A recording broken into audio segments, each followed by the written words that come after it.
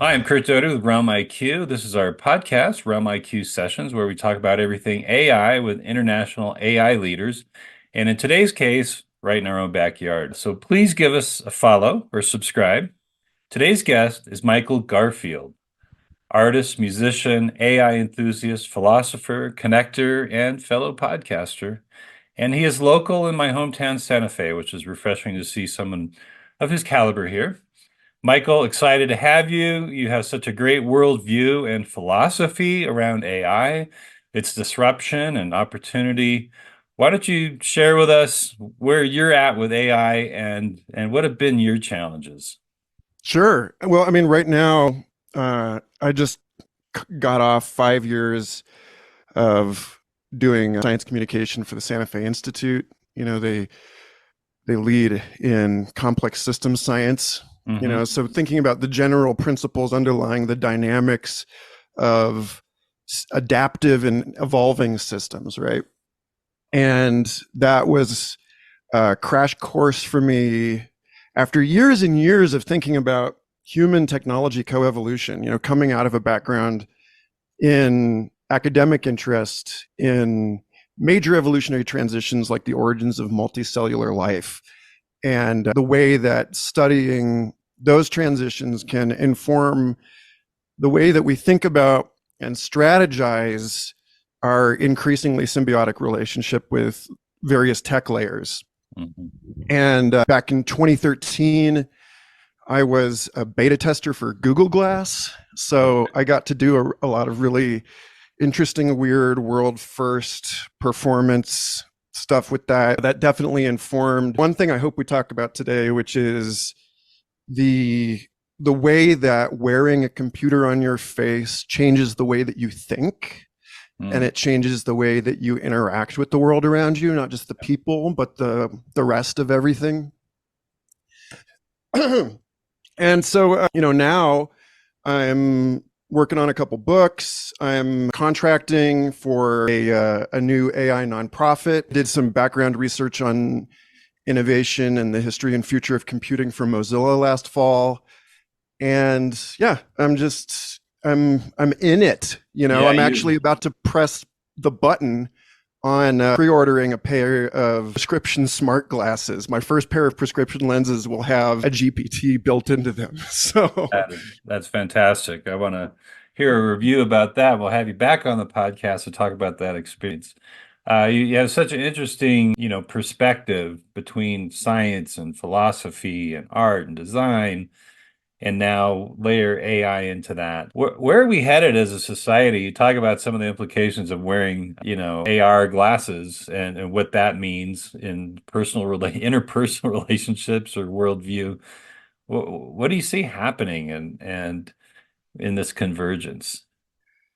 well, let me give you a kind of a weird scenario here first, which I think most people listening to this are either completely on, I mean, they're probably straddling the smartphone era.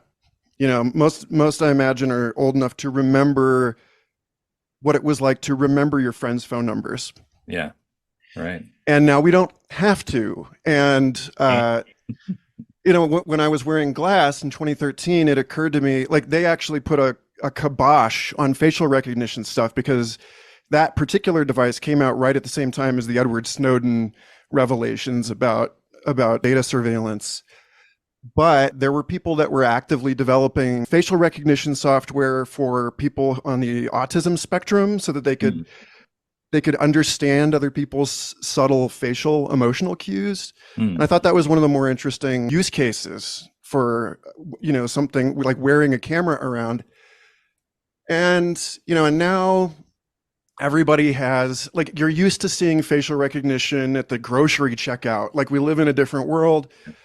And all of this is a snapshot of this larger thing which is going on, which is that we are collectively struggling as a species right now to adapt to an enormous spike in the production of new information made available to us through our various successes in science and technology. One of the more interesting talks that I've ever seen was given by Carnegie Mellon professor Simon Dadeo a few years ago, where he looked at the history of the proceedings of the Royal Society, like the oldest scientific journal in the world, and he wrote an algorithm to analyze the relationships as evinced in the papers themselves cataloged in the journal between different fields of knowledge. And what he found was that about every 150 years we complete a cycle where we have some profound breakthrough, like electromagnetism. Mm.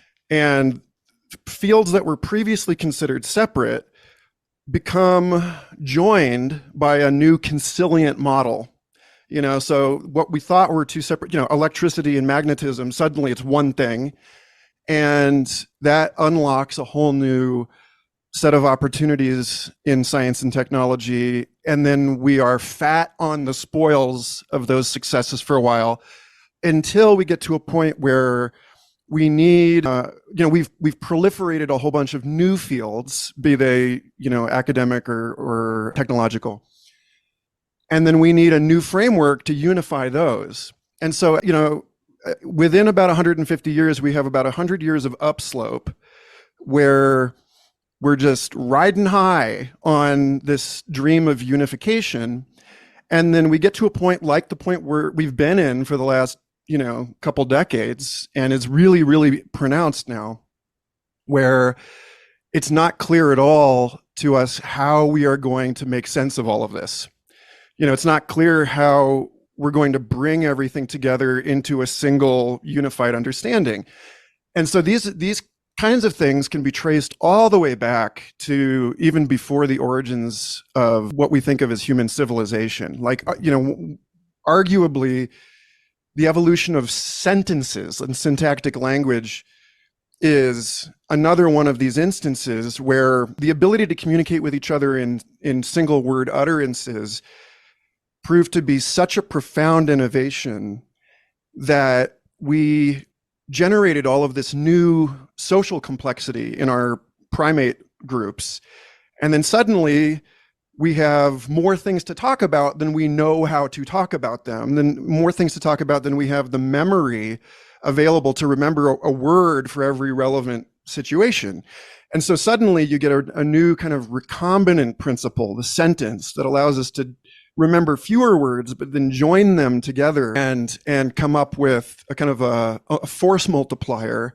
And so the way I look at AI is kind of within this sort of thinking. It's about addressing information scaling. It's about us having gotten to a point now, like, I'm sure you've heard, I know you worked in like blockchain, Web3 stuff. And, the way that people in that space talk about that kind of fintech as a scalability of a trust layer, where it's like, we have names because we lived in groups that were small enough, we could remember everybody and we could track reciprocal relationships. And then suddenly, we live in societies where we need double ledger accounting and then it just, and more so and more so. And now we're at a point where, within a few years, we may be kind of regularly interacting with people upon, with whom we are engaged in kind of existentially important trust relationships, but whose names we don't even bother to remember because our cognition continues to spill out into these layers that we build around us to augment it. So that's the long and the short of it. Yeah, I think no, that's well articulated. The promise of Web3 was a DAO, right? Digital Autonomous Organization, which was really, you could be your own country, right? With your own economy and your own relationships in this new world. And so, yeah, mind-blowing stuff. Hasn't yet really lived up to the promise, and that's some of my frustration with Web3. No one knew really what it was. And so adoption wasn't there. However, with AI, the adoption and utility was immediate.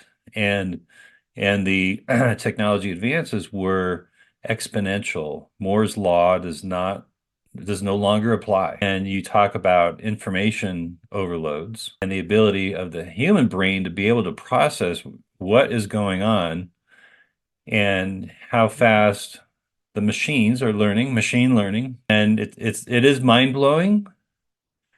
And I feel we are racing towards this, I don't know, a cataclysm, some type of event that's in your 150-year cycle you talk about, which I think is fascinating. Of, where is this leading? Lots of societal challenges, social economic impact of lost jobs, but yet as technology has always enabled new sectors, right? New technologies that create more jobs that we haven't even figured out what they are yet. So I'm an optimist on that side, but I think your kind of scientific worldview is interesting to hear and learn about, because you can just ride this technology wave and this creative wave of Gen AI and have fun doing it, but really, where is it leading us to, both as a creative, designer, artist?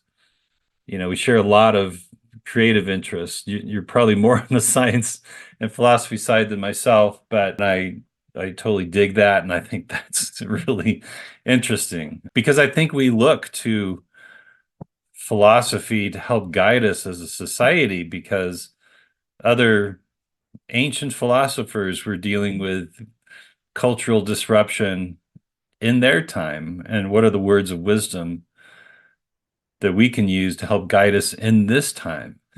Because, there's an information overload, there's certainly mistrust of the media. And so, how do we guide ourselves?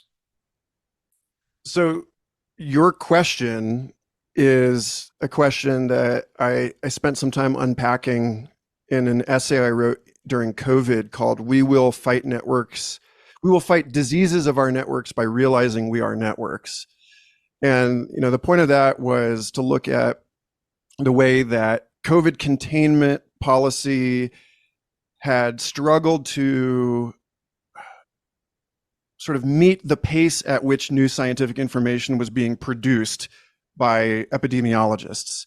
And that we ended up with these really profound and dangerous trust failures between experts and non-experts of all different kinds, right? Like, we're not just talking about like climate experts versus non-experts, or disease experts versus non-experts. Like, the scale of social interaction, again, that we depend on to maintain a coherent industrial fabric and social fabric is so big now that we really are, weirdly, back in the position of having to take a lot of the claims upon which we base the decisions we make in our daily lives on faith.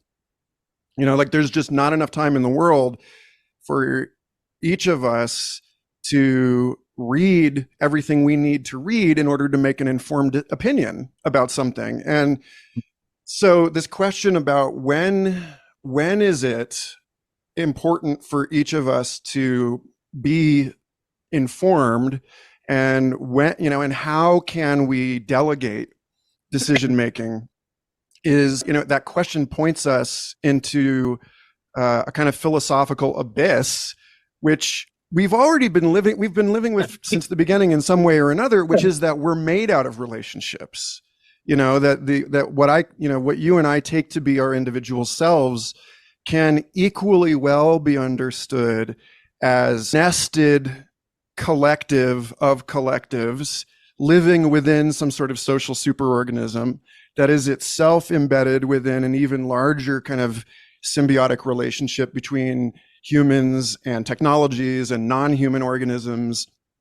And so a big part of what I think, if you go back to like ancient Greece and you've got the Delphic oracle, right? And like the Athenian decision makers recognize the utility of seers, of people who think differently, people who are capable of like lateral thinking and kind of intuitive insight in their own steering policy. And now something like that is going on with AI, where I actually think that the more, in spite of the fact that most of the business attention on AI right now is an effort to get it to perform in a kind of reliable and understandable way. Like these are systems that we are probably mistakenly giving keys to very, very life critical systems rather than using to augment our own decision making. And so, like a big part of what I talk about on Future Fossils and in work elsewhere is this question about how can we use AI, broadly speaking, computing, to amplify and support decision making rather than to replace it. Like we want to make this easy. We want to outboard decision making, but the more that we do that, the less resilient our societies become. The more we base the people the more we kind of hang out with people like us, because it's easy to kind of trust somebody like you. But society, like more and more homogeneous as society becomes, the less capable it becomes at adapting to new kinds of challenges.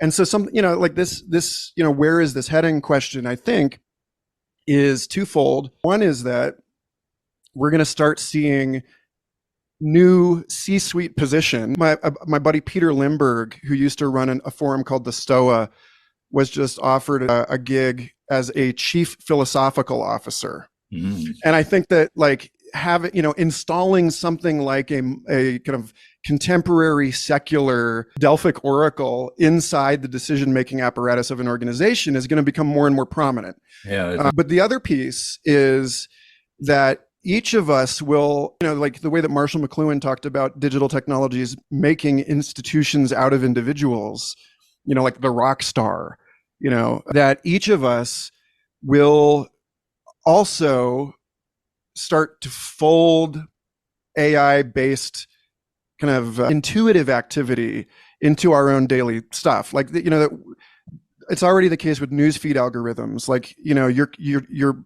saying, okay, like, what should I be paying attention to? And so like the product that my buddy, I had a Future Fossils listener, a fan of the show, Van Betauer, who unbeknownst to me built this thing that I've been wanting to have for years, which is a language model built on the hundreds of episodes I've recorded from my own show that you can query as like a kind of a Wikipedia thing. Like it will synthesize an answer to your question out of, like a breakdown of every conversation I've ever had on record. And then it will actually provide a paragraph length summary with linked citations that take you back directly to the primary source material. Awesome. So this is more trustworthy than a purely generative response, right? Like it's not just hallucinating answers. Certainly better than Google. Right. Like you can actually go back and like you can ask it, as I did, what is the future of selfhood in the age of computing? And it'll give you a few sentences and like a dozen clips from the show that you can go back and be like, okay, that is actually, the machine is interpreting this correctly. So what you get is like you're saying, it's better than Google because, if you ask Gemini and then, Google's trying to hedge its bets and Gemini, they're like, this is experimental. You should probably back everything up with a search. But, so like, I think what we're going to see is something like my buddy Kevin Woolmett, who's an engineer here in Santa Fe. I love talking about Star Trek. And like a lot of the stuff that we're seeing now is the fruition of this sort of Star Trek computer dream that was seeded in the 1960s, 70s, and 80s. And the Star Trek bridge computer gives you one answer, like that. And so we're operating on a kind of a flawed idea of what will be the case, I think, increasingly.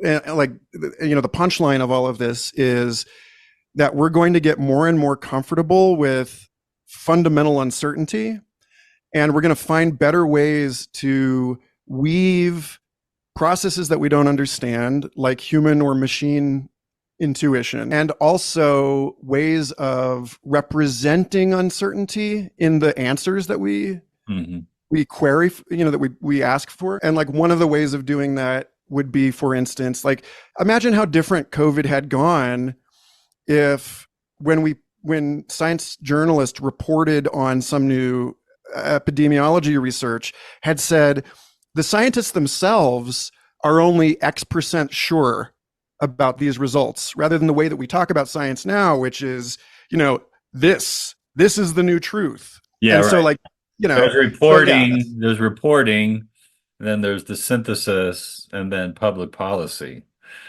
right?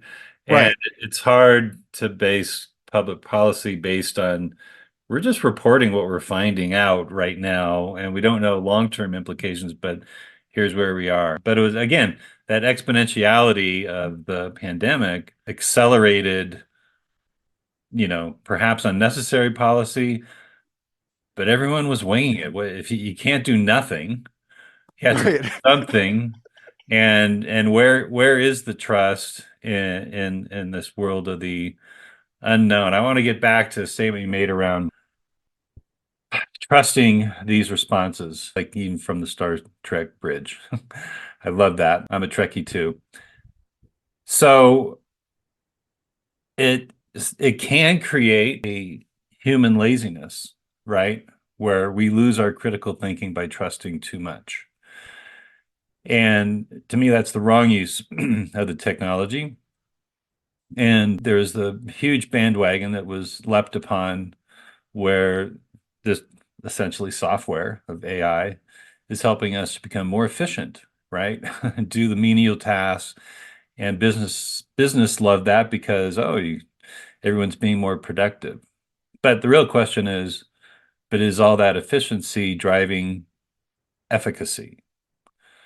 And it's a completely different mindset when you're using the tools not to be efficient, but actually improve learning, either machine or a human, to learn and actually tackle, what I call the larger problems of society and climate and science and how do we get there? Because the efficiency thing is, a race to the bottom of, yeah, well, we've laid everyone off. We're now, 199% more efficient and that's good for business. Okay, well, there's a societal impact from all those layoffs, and you didn't get smarter in the process. You just saved more money, and that's the wrong direction.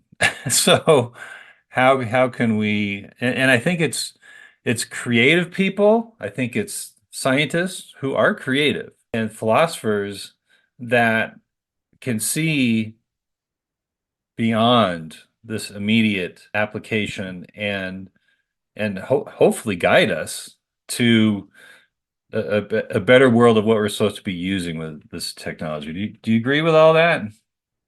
Yeah. I mean, so again, to kind of fold it back into some of my own biggest inspirations in this thinking, one of the books that inspired me to start Future Fossils podcast was Nicholas Carr's book, The Glass Cage, which is a direct address of this puzzle of, like, how are we using automation. And I like thinking about it kind of generally in that way, beyond whatever we're calling AI. Jaron Lanier has made the point that AI isn't really one technology. It's like an entire ecosystem of related tools that are each, that are developing at different speeds and based on different assumptions. But automation broadly, we can tell a story about technology that is, kind of like I was saying earlier, is really about amplifying and automating human capability. And so Carr looks at, starts this book by talking about the way that autopilot has taken over commercial airline, operation, and how most of the big commercial air disasters of the last few decades were for precisely the reason that you just said, which is that pilots had gotten lazy and were not responding in emergency situations where the autopilot made the wrong decision. The human was also making the wrong decision. And he's like, so Carr, lays out this whole thing about, he talks to neuroscientists who make, who state the concern, for instance, that people who rely on turn by turn map instructions are actually not exercising the parts of their brain, the hippocampal grid cells, that we use to orient ourselves in physical space. You know, you get in the car, you're on your phone the whole time, you come out somewhere else, you have no idea how you got there. And he's, you know, some of the people he spoke to in the course of writing this book said that they were worried that the first wave, the first generation of people to grow up entirely within this technological regime are going to develop early onset Alzheimer's. Oh, wow. Because our entire memory system is built on top of the grid cell, you know, how we orient ourselves in space, which is why, you know, real memory experts are people that use like memory palaces, you know, where you're actually spatializing the way that you know, where in some sort of virtual environment, you know, like a mind mansion, you sit and you place every memory that you want to keep. And so like this is a kind of primitive analog way that we can think about using automation for the right reason. And you know, Carr says that if you want to look at something like video games, right? I am a huge fan of the Legend of Zelda games for the Nintendo Switch. And these are enormous open world games where you're just sort of plunked into the middle of the action, and you end up unlocking a huge virtual map as you become more and more competent in navigating that space. And, you know, Carr says it may be that the future of human empowered or human empowering automation rather than human eroding automation looks more like video games. It looks more like us unlocking new map regions and new sets of powers as we find our way, as we learn, you know, as, you know, if you think about like where the rubber hits the road here is in things like, I'll send you a link to this in case you want to include it in the show notes. There's this fantastic series of design fiction videos by Keiichi Matsuda, who has been thinking about augmented reality in domestic and in urban life now for years and years, and has put out some really interesting, compelling, like short sci-fi videos where he shows people using an AI gaming layer to navigate the task list of their daily lives, or he shows people that are using autonomous AI agents to go through, you know, a day of desk work.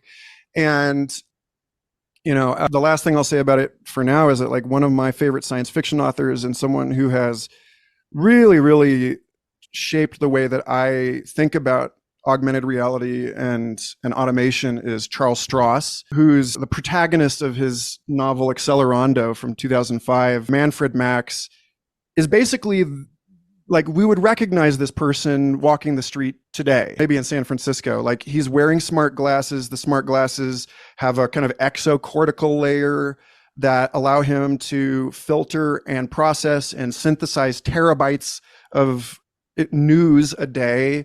And then he's able to work with his sort of machine cortex, which is running locally. It's not running on remote servers. And he, you know, and it's adapted to him personally in the way that, like, you know, Gordon Bell, who's another, you know, major pioneer in this space, has been thinking about this for years. My Life Bits, you know, his thing where it's like it's a user tailored, you know, search thing that kind of supplements memory. And then this character in Accelerando, Manfred Max, takes all of this information and then is able to synthesize it into specific tech innovations that he then has his machine layer automate the patenting, because that's like drudge work, right? Like, that's not something you want to sit there having to do. You don't need to write the patents. And then he's able to, you know, the last piece is that he's able to use it to identify the people in the organizations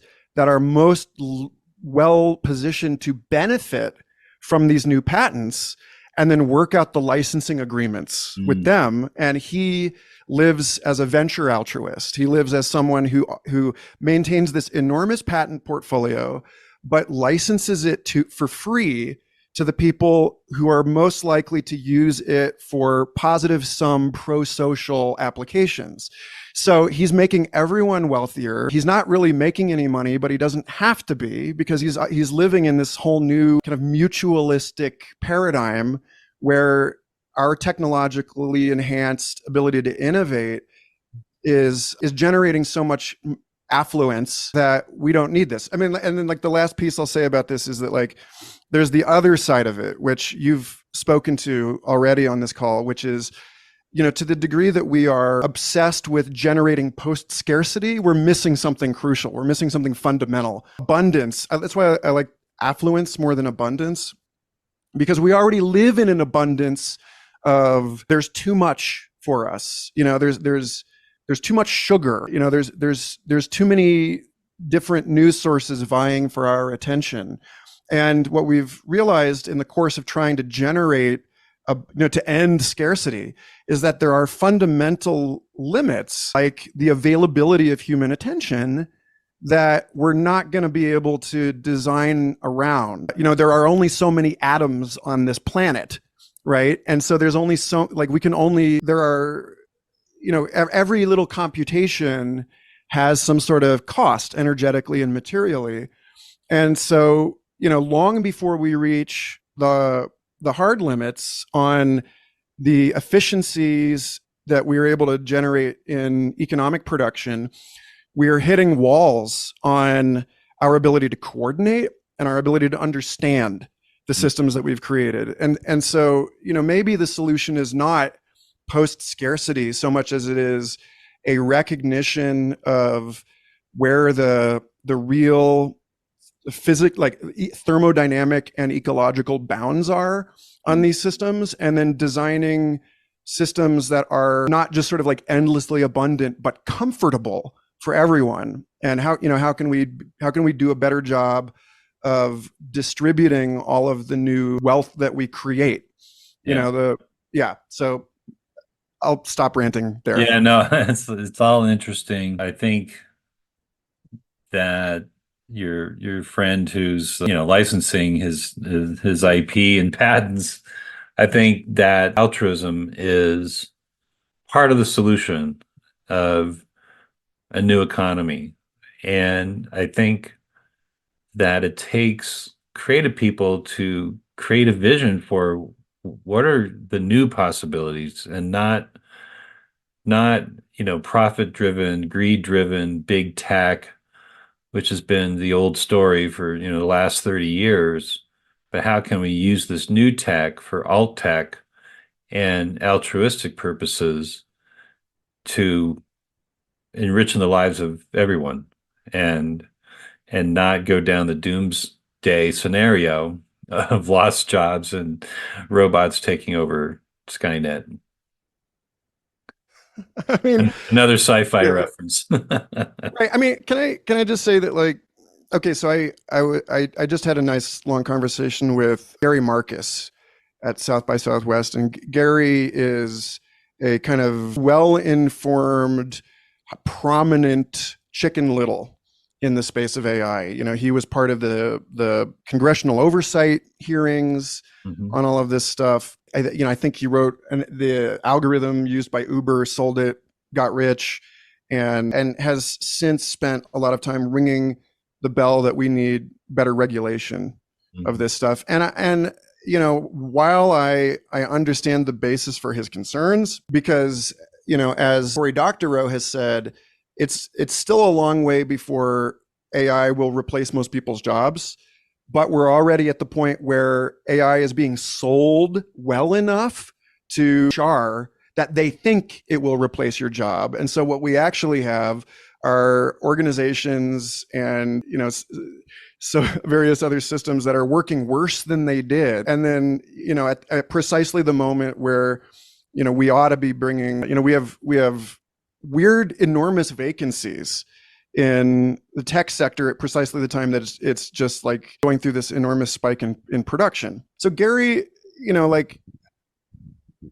I worry, and I've heard Doug Rushkoff say something similar, that worrying about Terminators precisely the wrong approach to take Right. right now, or other horrible outcomes, because the nature of these tools is that they amplify whatever biases we're feeding into them. Yeah. And so it's like a child, like anyone listening with kids knows that if the emphasis is on the behavior that you don't want, then that's what the kid hears and that's what the kid trains on.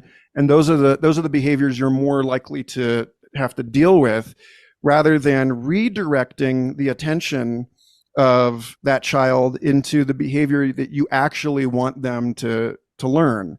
And and so when it comes to the amount, like I have a lot of respect for people like like Gary, who are trying to raise awareness about this stuff and inform the public. But ultimately, if everyone is trying to design around a particular outcome, then all of the attention and resources are going into that attractor. And what we want instead is, it's like the shift from cyberpunk sci-fi to solar punk sci-fi, right? Like we need to be paying much more attention to the outcomes that we can all agree are desirable. And yeah, so it Yeah, is. I was just going to add that I mean, I'm for some regulation. Obviously, it didn't happen with social media. It didn't happen with crypto, and we see the damaging results. But I think we can't use regulation as a crutch. I think we need to focus on imagination, right? Yes. Because it's going past these directed outcomes that are based on efficiencies and business profitability to let's imagine a world, right? You talk about solar punk, right? Hello, yeah, that's where we need to be. Imagine a world. Well, who takes us there? It's creative people. It's science fiction writers. Science fiction writers were and are our prophets of the modern day, much like the writers of the Bible were prophets in their own time. So, I think imagine it, we couldn't imagine those planes hitting on 9/11, the towers, that someone would attack us that way. That was our own lack of imagination, as a national security threat. We have to focus on imagination. You have to imagine scenarios, imagine worlds, imagine new economies, and how you leverage this technology to solve the problems of today and create a new world tomorrow. And I think that is what's going to save us. But, who are those people? Are they in government? I don't think so. It's going to come from the academic world, the philosophy world, the science world, people with imagination that don't get bogged down in whatever the current narrative is, whether it's doomsday or what, on AI, and look to the future and realize these are tools, and how are they going to help us to get to a better society, a better world, and solve these problems. Three cheers to that. Yeah. I mean, my slogan since 2008 has been imagination is our greatest natural resource. Okay.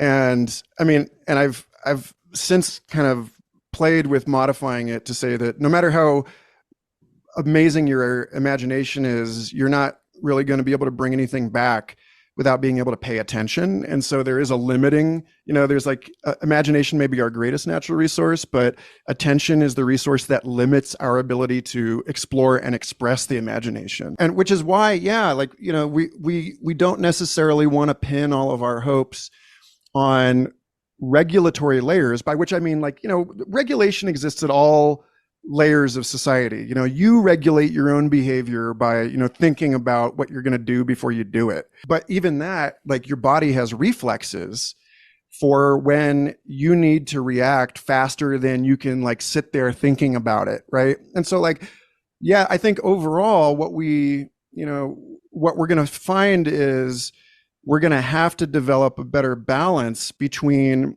all of the different regulatory layers and the speeds at which each of them is most well suited to respond. And Congress responds at one speed, and the corporate world responds at a different speed. And community decision making responds at a different speed. Right. And we make individual choices at a fourth speed.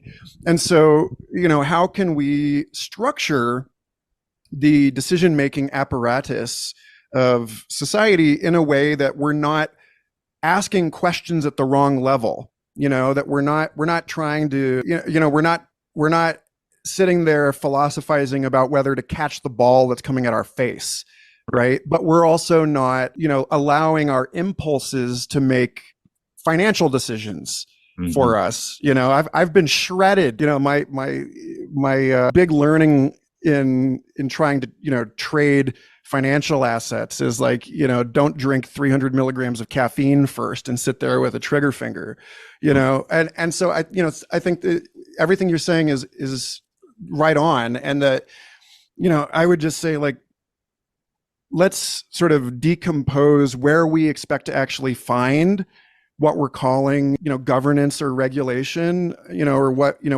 like there's a sense in which the market is something that goes on in your own brain. Like there are different sort of ideas, different proposed behaviors are competing for attention and blood sugar in your brain at any time. So something like market activity exists in individual decision making. Something like top-down government regulation exists in the family. And so like for me, one of the most interesting things about exploring all of this stuff, and one of the things I find interesting about you and the work that you do and that your group does, is in helping people not only embrace imagination. Like there's this great William Gibson, the co-father of cyberpunk, has his line from his book Burning Chrome. He says, "The street finds its own uses for things." And so, it's like no inventor is going to be able to perfectly pre-specify every possible use case for any tool. And so why are we putting it on? Why are we basically blaming the inventor or the company from which something comes? Like there's just, or the government that allowed this to happen, by regulating it in a way that allowed, for different. It's like, if we really want to, everyone's best case scenario to coexist, then we need to not just be calling for regulation at the federal and state level, but we need to be calling for better regulation at the level of our cities and at our communities, our neighborhoods, our families, within our own minds. Like there's that great bumper sticker, "Don't believe everything you think." Like if we all were able to insert a regulatory layer where, I don't just buy a new phone because it's new, but like I actually find time to sit there and, and reflect on the decision before I spend a bunch of money. Kevin Kelly, the co-founder of Wired magazine, talks about this in his book, What Technology Wants. He says, actually, the Amish do a pretty good job of this. They've decoupled themselves enough from the demands of the larger market that they can get together as a group and reflect about whether or not they will benefit from adopting cell phones or whatever. They're not rejecting technology outright. They've just found a way to decelerate to the point where they're capable of reasoning through things. And so how are we going to do that as people? The last thing I'll say about this is that I'm working now with Andrew Dunn, who's the former head of innovation for the Center for Humane Technology, and Joshua Schrei, who's the host of the Emerald podcast. And we're about to launch a web course this spring on embodied ethics in the age of AI. And like, this is one of the big questions is, how can we, now that we have these extraordinary powers, now that each of us is a magician that can speak new worlds into being, it's no longer about this, like, the direction that it's clear innovation should be taking is not towards necessarily increasing our capacity, Right. but increasing our ability to think well, to decide that we want things that are gonna that are gonna have net positive benefits in the world. Yeah. And so, like, yeah, how can we intervene at the level of the people that are working in the tech companies, as well as the companies, as well as the systems that they're embedded in?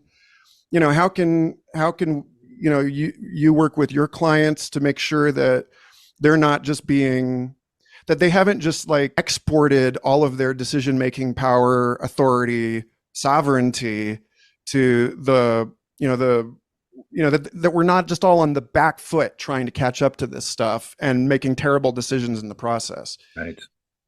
And yeah, the way we do that is through education and evangelism. And we're now entering kind of the last stages of our session here. So I want to give the opportunity to you to promote whatever podcasts you have, which are, I think, a couple, and also new initiatives, and where people can find you and learn more about what you're doing in your many worlds. Yeah, thanks, Curt. I mean,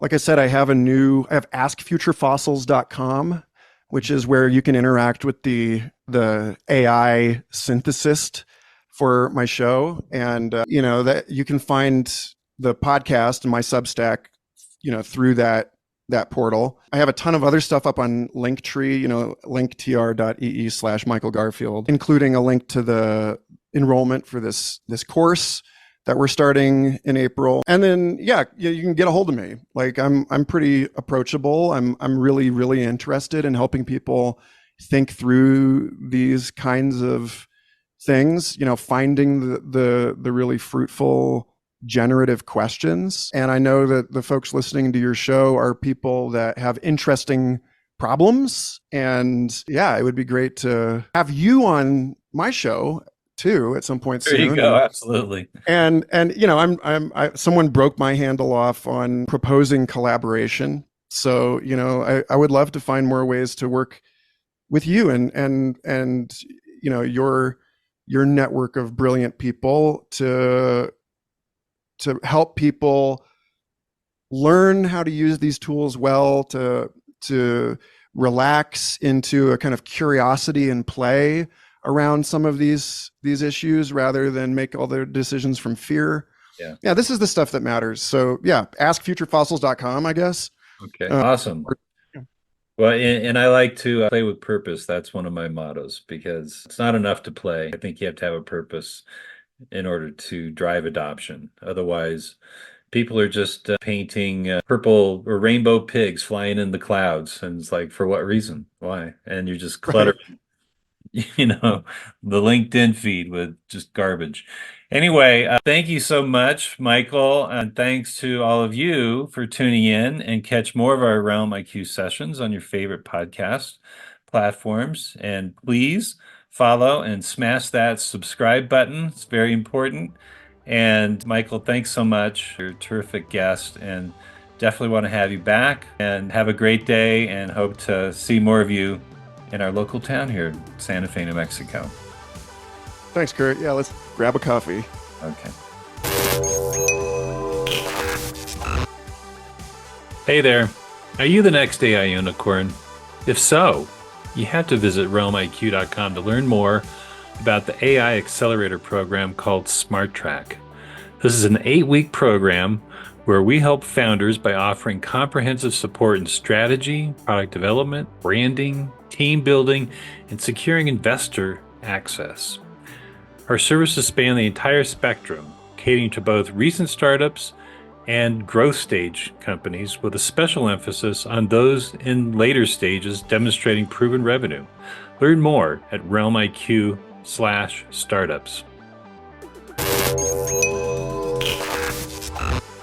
And thank you to our sponsor, Ovations, with a Z. Ovations is the first online platform to simplify the talent finding and booking process for virtual events. Go to ovations.com, that is with a Z, and there you will find a variety of speakers, including myself. And if you're a booker, Use the promo code CURT5, that's CURT number 5, and get a 5% discount for booking any speaker, including myself. If your company is interested in reaching an audience of AI professionals and decision makers to promote your event or product, we have sponsorship opportunities on this podcast. Go to realmiq.com/sponsors.